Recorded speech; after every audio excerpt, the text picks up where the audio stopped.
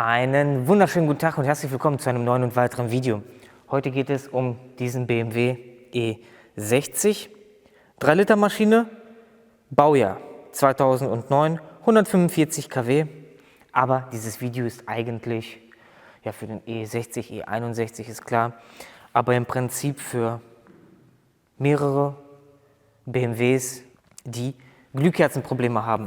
Und zwar, das Fahrzeug hat Glühkerzenproblem, beziehungsweise hat einen Fehlerspeicher abgespeichert. Wir werden das auch zusammen auslesen. Und bei dem Modell ist es halt so, beziehungsweise bei dieser 3 Liter Maschine, dass man die Ansaugbrücke ausbauen muss. Da folgt ein separates Video zu. Wir wollen hier einmal mit euch zusammen die Diagnose machen, ob die Glühkerze kaputt ist, ob das Steuergerät kaputt ist, wie man das Ganze ausmisst, prüft, um herauszufinden, nur Glühkerze austauschen oder das Steuergerät auch. Weil sehr, sehr oft wird empfohlen, alle Glühkerzen auszutauschen und das Glühkerzensteuergerät mit auszutauschen. Das ist auch richtig, das soll auch so gemacht werden. Wir haben das bei dem vor einem Jahr gemacht und deswegen wollten wir jetzt mal herausfinden, ist das Glühkerzensteuergerät auch betroffen, weil meistens passiert es so, Glühkerzen machen Kurzschluss und dadurch schießt das Steuergerät mit durch. Und deswegen wollen wir das in diesem Video einmal mit euch zusammen diagnostizieren, damit es da mal so ein Video zu gibt. Und ja, wir werden das Ganze einmal auslesen und wir haben auch ein paar Werkzeuge, die zu empfehlen sind bei der Reparatur. Multimeter sowieso. Es gibt dann auch, wer sich nicht traut, die Glühkerzen, weil es ist ja so, wenn man die Glühkerzen misst, dann kommt ja manchmal Kiloohm, Megaohm, je nachdem, was für ein Multimeter ihr habt. Wer sich das nicht so richtig zutraut, kann sich ein Glühkerzendiagnosegerät zulegen und auch nochmal so ein Prüfspitzenkoffer. Gehen wir aber auch gleich genau drauf ein. Bei dem BMW werde ich jetzt nur mit dem Multimeter das Ganze diagnostizieren, aber ich werde euch mal zeigen, wie so ein Glühkerzendiagnosegerät aussieht, damit ihr einmal Plan von habt. Falls ihr die Diagnose machen wollt an irgendeinem Fahrzeug, könnt ihr euch das Ganze ja gerne zulegen. Ja, und ich würde sagen, los geht's. Da sind dann einmal die Artikelnummern. Könnt ihr alles von der Marke Stahlmax, BGS, könnt ihr alles bei XXL Automotive erwerben. Mit dem Rabattcode VITAWOLF kriegt ihr nochmal 5%. Unten alles verlinkt. So, dann fangen wir mal, ich stelle den einmal kurz vor. Multimeter muss ich nicht vorstellen, der ist ja bekannt. Falls ihr einen Multimeter braucht, ist der wirklich super gut geeignet mit der Ampere-Stromzange. Ja, der Glühkerzendiagnosegerät ist übrigens mit einer Krone, also 9 Volt Batterie müsste sein. Und das funktioniert ganz einfach. Einstecken, einstecken. Und ihr könnt die Glühkerze im ausgebauten und eingebauten Zustand prüfen. Das werde ich euch gleich einmal zeigen. Wir haben hier einmal eine kaputte Glühkerze. Ganz einfach. Auf Gehäuse.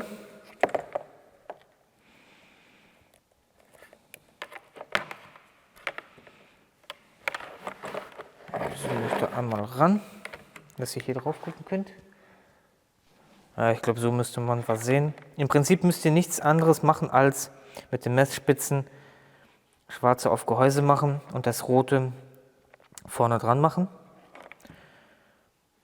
Das Gerät einschalten. So, jetzt ist zum Beispiel kein Durchgang. Wenn wir den jetzt hier drauf packen, ist nichts. Immer noch nichts. So, da steht No und quasi kein Durchgang. Und jetzt gehen wir einmal an eine eingebaute Glühkerze und testen die mal. Also, ich kann das einmal demonstrieren. Kurzschluss erkannt.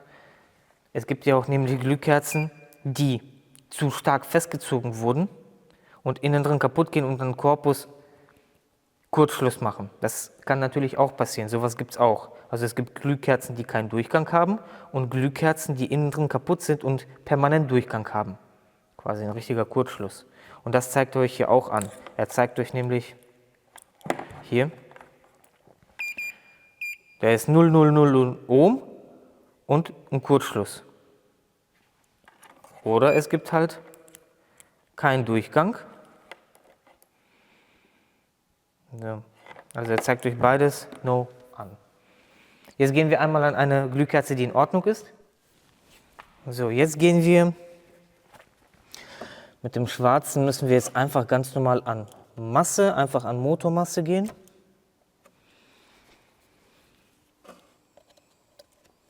Dann könnt ihr hier irgendwo einfach dran gehen. Ist der Fokus noch da? Ja. Und mit der Spitze geht ihr einfach auf die Glühkerze drauf. Quasi auf die Steckerspitze. So, und siehe da, er zeigt uns einen Ohmwert und zeigt Yes. Somit ist das vollkommen in Ordnung. So, er liest jetzt alles einmal aus, beziehungsweise guckt sich die ganzen Steuergeräte an, welche da verbaut sind.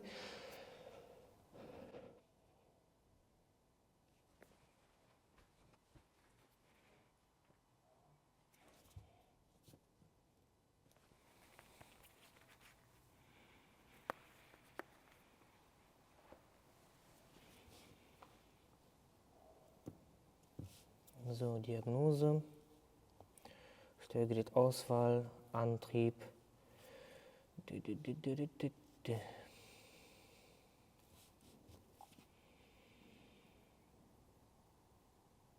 bin mir jetzt nicht sicher, ob das davor schon gelöscht wurde oder ob die Fehler jetzt nicht gelöscht wurden.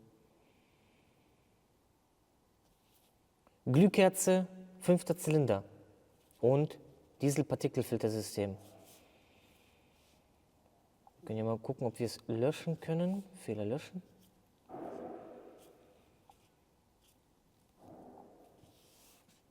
Keine Fehler erkannt. Aber die Fehler kommen auf jeden Fall wieder. Aber die lassen sich wenigstens mal löschen. Ich starte den mal.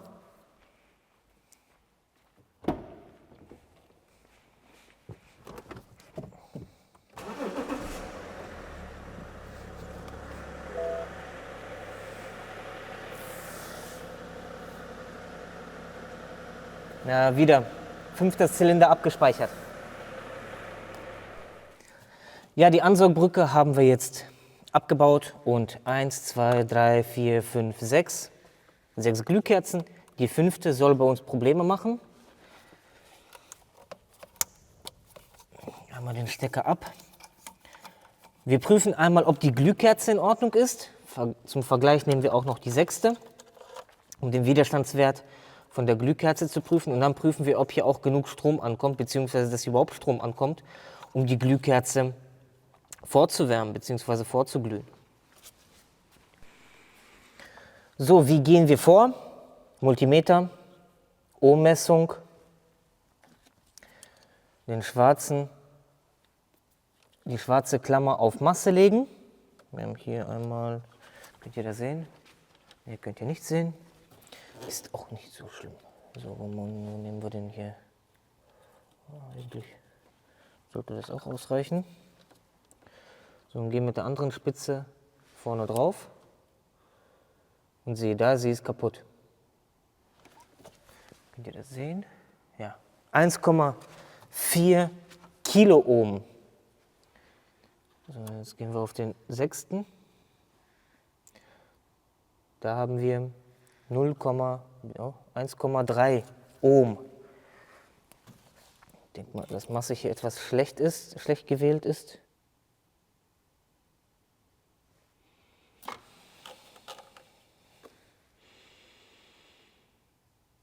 So, 0,4, 0,5 Ohm. Und auf dem 5. haben wir Kiloohm. Also die ist auf jeden Fall durch. Auf dem 5. und wenn wir jetzt auf den 6. gehen, das ist im Ohmbereich 0,5.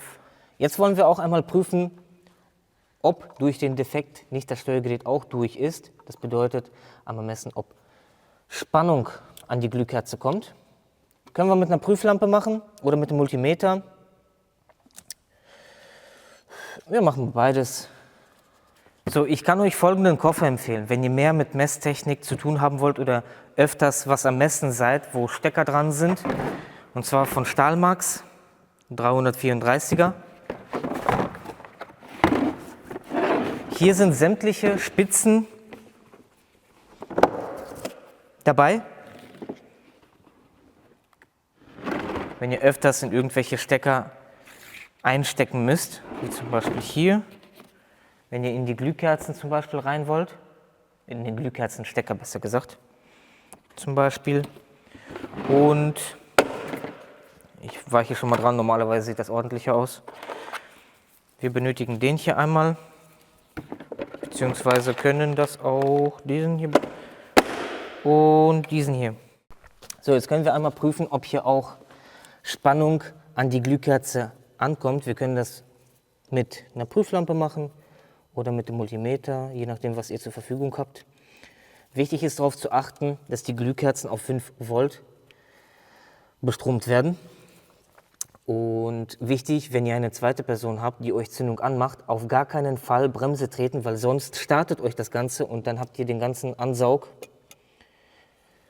von den Taschentüchern reingezogen und das ist absolut nicht gut. Deswegen vorsichtshalber könnt ihr auch den Stecker vom Rail ziehen, hier und hier die beiden Stecker ziehen, damit euch auf gar keinen Fall der Motor anspringt. Und dann können wir einmal in die Messtechnik gehen. So, Pinne rein. Ja, guck mal, sogar schon Ströme drauf.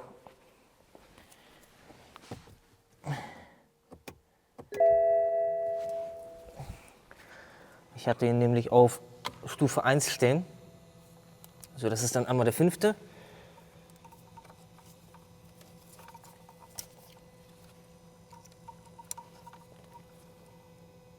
Und einmal den 6. Also Strom vom Glühkerzensteuergerät kommt. Das Ganze passt dann. Ja, und somit haben wir dann die Diagnose. Achso, mit der Prüflampe nochmal. Moment. Die Prüflampe geht von 6 Volt bis 24 Volt. Müssen wir mal gucken, ob die dann hier noch anspringt, beziehungsweise aufleuchten wird, wenn das Ganze hier auf 5 Volt laufen soll. Probieren wir aus. Die wird wahrscheinlich nicht sehr hell leuchten. Ich mache einmal Licht aus.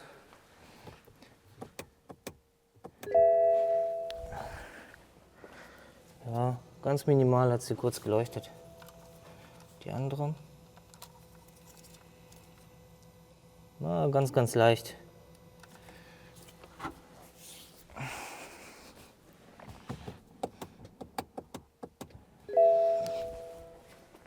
Ja, ganz leicht kurz aufgeleuchtet. Ja, in dem Fall müssen wir das Glühkerzensteuergerät nicht austauschen. Natürlich vorsichtshalber kann man das machen, aber diagnosemäßig müssen wir es nicht machen. Und in dem Fall Glühkerze austauschen und dann sollte das Ganze wieder funktionieren. Glühkerzenaustauschvideo haben wir schon mal gemacht. Dann könnt ihr da drauf gehen, wenn ihr Glühkerzen und Glühkerzensteuergerät eventuell tauschen wollt. In dem Fall tauschen wir das Ganze jetzt aus. Die Ansaugkanäle übrigens sind sauber, die werden wir nicht strahlen. Werden die Ansaugblöcke sauber machen, werden die einmal sauber machen und bauen das Ganze wieder ein. Ja Leute, so sieht das Ganze einmal aus. Also um es kurz zu fassen. Es gibt 2 Arten von kaputter Glühkerze. Entweder Kurzschluss oder kein Durchgang. Ja, also quasi innen drin durchgebrannt. Oder so kaputt, dass er an den Korpus kommt. Die eine Variante ist wirklich sehr selten, aber die gibt es. Und deswegen, wer sich das nicht zutraut, mit dem Ohmmeter das vernünftig auszumessen, oder was heißt vernünftig auszumessen, der sich damit jetzt nicht so extrem auskennt, gibt es halt dieses Diagnosegerät, das zeigt euch einfach an, yes, okay oder nicht. Ja, das Problem ist halt, wenn bei dem Motor ein Fehler im Motorsteuergerät abgespeichert ist, dann hat man das Problem, Partikelfilter regeneriert nicht, dann kommt irgendwann keine Leistung und Turboschäden und meistens dadurch, dass sich ein Fehler einschleicht, sich nicht löschen lässt oder man ihn nicht löscht und damit weiterfährt, weil zum Beispiel, wenn eine Glühkerze kaputt geht, heißt nicht sofort, dass die Motorsteuerung aufleuchtet oder Vorglühspirale leuchtet, weil eben, wenn ihr den ganz normalen üblichen Service macht an eurem Fahrzeug, dann wird der Fehlerspeicher auch mal ausgelesen und gelöscht und euch dann mitgeteilt, ey, bei dir ist ein Fehler und viele nehmen das dann halt manchmal einfach nur so hin Und deswegen will ich euch damit sagen, achtet drauf auf euren Fehlerspeicher, löscht ihn regelmäßig, damit euer Partikelfilter immer schön sich frei brennen kann. Und ja, wir haben das Ganze jetzt nochmal eine Regenerationsfahrt gemacht, das Ganze zurückgesetzt und bis jetzt funktioniert alles wieder gut.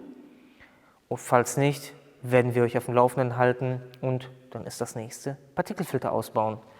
Und ja, ansonsten alle wichtigen Kauflinks unten in der Videobeschreibung und wenn ihr Bock habt auf Ansaugbrücke reinigen, checkt unten die E-Mail ab, schickt euer Fahrzeugschein und eure Anfrage zu, dann kriegt ihr ein Angebot. Ja, und ansonsten würde ich sagen, bis zum nächsten Mal. Tschüss!